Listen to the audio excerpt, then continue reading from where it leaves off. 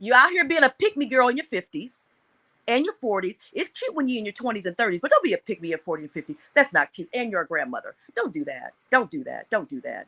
Don't do that. So I'm just like, y'all have a lot of issues going on, sisters. A lot of issues. Go watch the documentary. Go do that. Watch a documentary. You know, do something to edify yourself. But first and foremost, get on that bench and heal yourself. I've talked too much, Kojo Bishop. I've talked too much, Bishop. Let me shut up. Because there's more I could say, Bishop. There's more I could say, Bishop, but I'm It's a not. word. It's a word. It's a I, word. Go on. Before you go, Preach on. Preach on. preach on. Before you yeah, go, I do believe I have a calling. listen. This is a safe space, so I we know it don't is. judge. I've done some things in my past. I cannot talk. Same. I would love to get a bit more insight, and if you're willing to share it, and if you're willing to go there, Well, I done obviously, told you everything else. you know what I mean. So I done I told you would love to everything know. else. Okay, so when you said obviously you cheated, I would love to know the mindset. I always love to know people's mindset when they do something because, as men, I know that from my perspective, why I cheated, why I did what I did at the time. I was insecure. I wanted to try and wrestle back some power. It was stupid. She didn't even find out. What was the point? But I would love to know a little bit, just a little bit. Maybe we can have you back on another time. But I would love to know a little bit about your mindset at the time as to why, for you, you decided to step out. What was happening in your mindset, so we can understand where you're coming from. Well, like I said, there was a 20-year age gap. He was It's a lot. number one, and number two, the sex was awful. Number three, and I tried to I mean, I was It's real. 24 and stuff. I was 24 and stuff, and I mean, like when I met him, I was saved, but a couple years before that, I wasn't saved. That's all I'm gonna say. So I knew a little something, something. I wasn't in the street hoeing now, but I knew a couple. I knew a couple things. And so, um, we did abstain before marriage because he was like super, super saved, baby, super, super saved. And so I would Okay. do things like, hey, like I said, we're in a small town. And so we would go out to dinner, and we went out to dinner with a couple. And there was it was like a dinner type play. They had an organ playing. So the other couple was dancing. I said, hey, let's dance, honey. We don't dance. I said, there's an 80-year-old man on an organ playing a song in this little white country restaurant, and you don't want to dance? No. I said, okay. So I let that slide. So it was always, like I said, a good family man. We always took vacations. He spoiled me. But I got the itch, and I moved to Chicago because I was pursuing a graduate degree.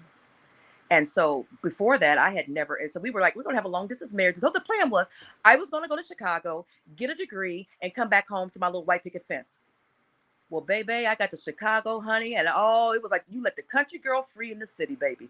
I seen all kind of caramel lattes, honey. They was like 26. They was looking good, Kojo, looking good. So I was like, okay. So he would still come on the weekends, and I was like, yeah. So I said, you know what? You don't have to come on the weekends that much. I'll just meet you halfway because he would travel. Because I was like, it was like 200 miles from my hometown. So we would meet halfway, exchange the kids and stuff. And so finally, it was like, all the kids can spend all Christmas break with you. All the kids can spend the entire summer break with you. And I tell you what, I said goodbye to him and the Lord. And baby, oh Lord, I discovered alcohol. I discovered all these beautiful men out there that could do some things. And I felt like, and then on top of that, I was a goody two shoe in high school.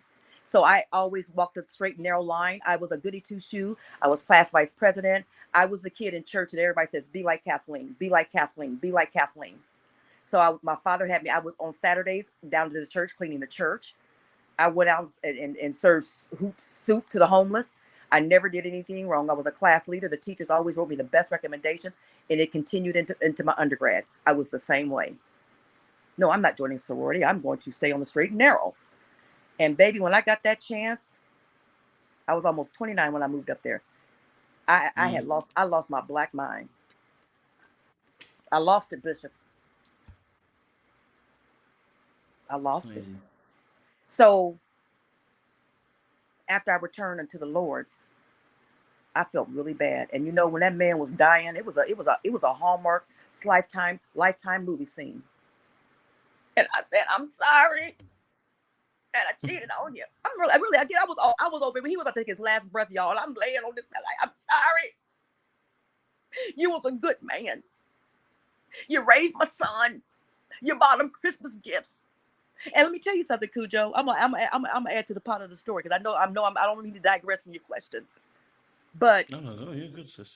my pregnancy came early, and so like I said, I was living in Chicago with the two girls, and so I had to get rushed to the hospital because I was about to have my child 4 months early. So I was like, oh my God, the Oh, kid's snap. yeah. So the kid's father, my girl's father was in another town. And I'm like, who am I gonna get to come get my girls? I told the doctor, I said, no, I gotta go home. I got meat on the counter. My daughter's waiting to be picked up from school. No. I got to go. They said, you're gonna sit down. So I called the baby daddy. I'm about to get on the plane to Jamaica. I'll talk to you when I get back. I'm telling you, I do need to write a book, y'all. Y'all right. Was it So, Jamaican too? You done yeah. But see, I didn't know about them at the time. I didn't know their reputation. I didn't know nothing about them people. I didn't know nothing about them people. And so I found out the hard way, y'all. I found out the hard way. And now the Negro got a restaurant and got some money up here. And I'm about to get my reparations. Okay, my son is 19 now, but I'm about to get my reparations. This Negro, and the Negro had the nerve to be featured in the Chicago Tribune newspaper.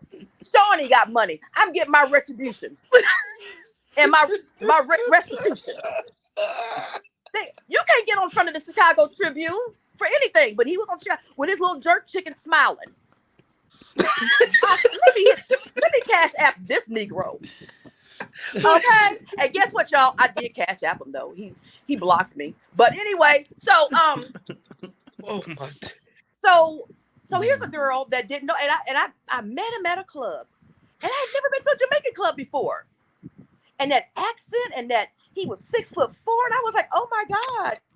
So I was with a friend that was seasoned. She was very seasoned. She had been around the world at Yaya. Okay, she's like, keep on walking. I said, what are you talking about?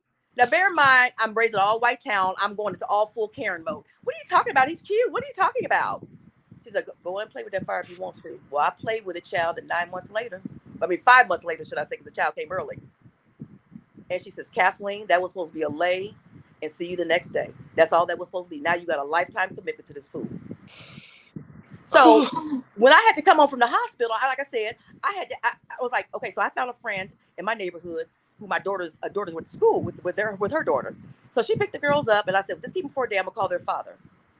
So on that particular day that he came to pick them up, he picked me up from the hospital. I told the man I had an ulcer. Okay, I told the man I had an ulcer, and that's why I was in the hospital. I had an ulcer. So when he drove down, he had his cousin with him. So as I'm getting my stuff ready to go leave, I had some plants. And you know what happens when a person has a baby.